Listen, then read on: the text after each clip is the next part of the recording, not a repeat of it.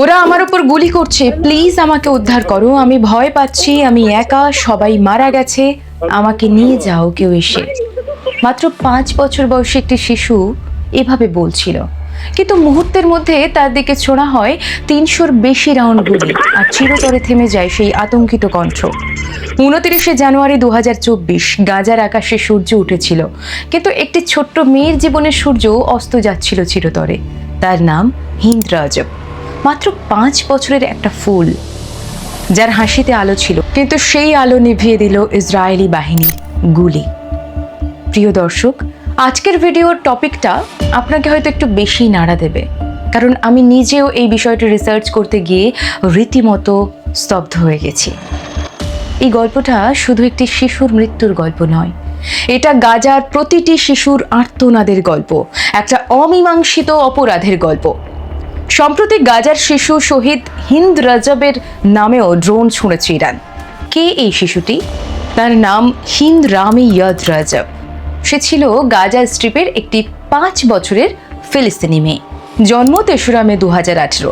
গাজা সিটির তেল আল হাওয়া এলাকায় পরিবারের সাথে বড় হচ্ছিল সে, কিন্তু 2023-এর অক্টোবর থেকে গাজায় যুদ্ধের ছায়া নেমে আসে। হিন্দের পরিবার বাঁচার জন্য পালাতে চায়। 2024-এর 29শে জানুয়ারি সকালে হিন্দ, তার চাচা বাশার হামাদা, চাচি, 3 চাচাতো ভাই বোনদের সাথে একটা কালো কিয়া পিকান্টো গাড়িতে ওঠে। গন্তব্য ছিল নিরাপদ জায়গা, কিন্তু ভাগ্য হয়তো তাদের জন্য অন্য পথ বেছে নিয়েছিল। গাড়িতে মাত্র কয়েকশো মিটার যেতেই ইসরায়েলি ট্যাঙ্কের গুলিতে ঝাঁঝরা হয়ে যায়। গাড়ির ভিতরে থাকা হিন্দের চাচা, চাচি, চাচাতো ভাই বোন মুহূর্তেই শহীদ। শুধু 15 বছরের লায়ন আর হিন্দ বেঁচে থাকে। তারা দুজন গাড়ির ভিতরে আটকে থাকে, চারপাশে মৃতদেহ।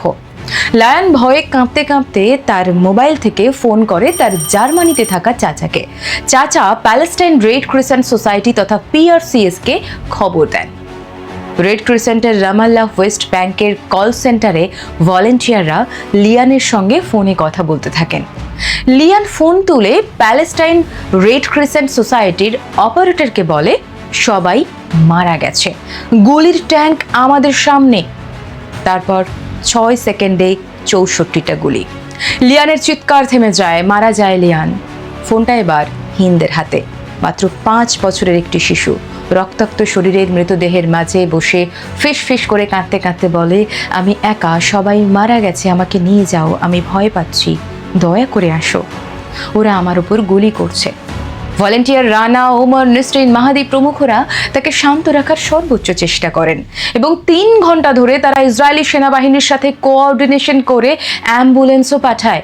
2 সাহসী প্যারামেডিক ইউসুফ আল জৈনো আর আহমেদ আল মাধুন উঠে পড়েন সেই অ্যাম্বুলেন্সে। তারা জানতো এটা ঝুঁকি, তবু গিয়েছিলেন হিন্দকে বাঁচাতে। আন্তর্জাতিক রেড ক্রসের মাধ্যমে সেফ প্যাসেজ চাওয়া হয়, কিন্তু হিন্দের জায়গা থেকে মাত্র 200 ফুট দূরে ইসরায়েলি আক্রমণে ধ্বংস হয়ে যায় অ্যাম্বুলেন্সটি। 2 জন প্যারামেডিকই মারা যান। ঘন্টার পর ঘন্টা কেটে যায়। হিন্দের কণ্ঠ ক্রমশ দুর্বল হয়ে আসে। 12 দিন পর 10ই ফেব্রুয়ারি যখন এলাকা খালি হয়, সিভিল ডিফেন্স হিন্দের মৃতদেহ খুঁজে পায় তার পরিবারের 6 জনের সাথে। তাদের গাড়িতে ছিল 335টা বুলেটের দাগ। ইউএনের রিপোর্ট অনুযায়ী ঘটনার সময় ইসরায়েলি গুলির ট্যাঙ্কটি হিন্দের গাড়ি থেকে মাত্র 13 থেকে 23 মিটার দূরে ছিল, অর্থাৎ ইসরায়েলি ট্যাঙ্কের সেনারা শিশুদের দেখতে পেয়েছিলেন। জানেন, হামলা চলাকালীন প্রায় 3 ঘন্টা জীবিত ছিল হিন্দ। ফোনে মা ইসাম হামাদার সঙ্গেও যোগাযোগ করিয়ে দেওয়া হয় তাকে। মেয়েকে ফোনে সাহস জোগাতে থাকেন ইসাম। মেয়ের সঙ্গে সেই কথোপকথন রেকর্ড করেন তিনি, যাতে হিন্দকে বলতে শোনা যায়, সবাই মারা গেছে মা। প্রথম দিকে এই গোটা ঘটনার কথা অস্বীকার করে ইসরায়েল সরকার। হিন্দ এবং তার পরিবারের মৃত্যুতে ইসরায়েলি বাহিনীর হাত নেই বলে দাবি করেন, কিন্তু স্যাটেলাইট থেকে তোলা ছবি, অডিও রেকর্ডিং থেকে সত্য তুলে আনে ইউনিভার্সিটি অফ লন্ডনের ফরেনসিক আর্কিটেকচার, এবং তদন্তে ইসরায়েলি কর্নেল বেনি আহরনের নামও সামনে আসে, যিনি ইসরায়েলের 401 আর্মার্ড ব্রিগেডের দায়িত্বে ছিলেন। যুদ্ধ অপরাধের খাঁড়া ঝুলছে তাঁর উপর, এবং আন্তর্জাতিক অপরাধ আদালতে মামলা দায়ের করেছে হিন্দ রাজব ফাউন্ডেশন। এই পুরো গোটা ঘটনা নিয়ে হিন্দের কথোপকথনের অংশ অর্থাৎ আসল অডিও রেকর্ডিং ব্যবহার করে দ্য ভয়েস অফ হিন্দ রজব নামে একটি ডকুমেন্টারি ফিল্ম তৈরি করা হচ্ছে। যদিও গাজায় পুরো পরিবারকে হত্যা করা বা শিশুদের নির্মমভাবে মারা এসব কোনো নতুন বা বিরল ঘটনা নয়। রেড ক্রসের তথ্য অনুযায়ী গত 2 বছরে গাজায় ইসরায়েলি বাহিনী 20,000-এর বেশি শিশুকে হত্যা করেছে এবং শুধু আমেরিকান অস্ত্র দিয়ে নয়, অনাহার, রোগ, ঠান্ডায় মারা গেছে হাজার হাজার শিশু। তবুও হিন্দের মৃত্যুকে আলাদা করে তুলেছে তার মৃত্যুর আগের ভয়াবহ পরিস্থিতির অডিও কল রেকর্ডিং। যে অডিও রেকর্ড শুনে সারা বিশ্ববাসীর হৃদয় কেঁপে উঠেছে, যে রেকর্ডিংগুলো দিয়েই 2025 সালে Tunisian পরিচালিকা Kaouther Ben Haniyeh cinema বানিয়েছেন দ্য ভয়েস অফ হিন্দ রজব। পরিচালিকা বলেছেন, আমি ব্যাখ্যা করতে চাইনি, আমি শুধু অনুভব করাতে চেয়েছি। জানেন তো, হিন্দ আর ফিরবে না, তার পরিবারও ফিরবে না, সেই দুজন সাহসী প্যারামেডিকও না। কিন্তু হিন্দের সেই আর্তনাদ, সেই আতঙ্কিত কণ্ঠস্বর ফিরে আসছে প্রতিবাদের সিনেমায় আমাদের হৃদয়ে। এই সিনেমাটি ভেনিস ফিল্ম ফেস্টিভ্যালে প্রিমিয়ার হয়ে রেকর্ড 23 মিনিটের স্ট্যান্ডিং ওভেশন পেয়েছে, অস্কারে নমিনেটেড হয়েছে এবং গোল্ডেন গ্লোবেও। কিন্তু এই ছবিটি অস্কারের জন্যে মনোনয়ন দিয়ে প্যালেস্টাইনি অভিনেতাকে অস্কারের অনুষ্ঠানে অংশ নেওয়ার অনুমতি দেয়নি মহান আমেরিকা। এবং অবাক করার বিষয় হলো, ভারতেও নাকি এটা রিলিজ ব্লক করা হয়েছে, কারণ সরকার মনে করছে এটা ভারত ইসরায়েল সম্পর্কের ক্ষতি করতে পারে। মানে সিরিয়াসলি, অস্কার মনোনীত ছবি দ্য ভয়েস অফ হিন্দ রজব ভারতে মুক্তি পাচ্ছে না। রাজনৈতিক কারণ দেখিয়ে ছবিটির মুক্তি আটকে দিয়েছে central board of film certification. ইসরায়েলের সঙ্গে সম্পর্ক নষ্ট হতে পারে আশঙ্কা করেই নাকি ছবিটির মুক্তি আটকে দেওয়া হয়েছে বলে অভিযোগ। হ্যাঁ, ভারতের প্রধানমন্ত্রী ইসরায়েলের থেকে সম্মান পেয়েছেন, বিনিময়ে ইসরায়েলের সংসদে গিয়ে তিনি বলেছেন ভারত ইসরায়েলের যন্ত্রণা বোঝে।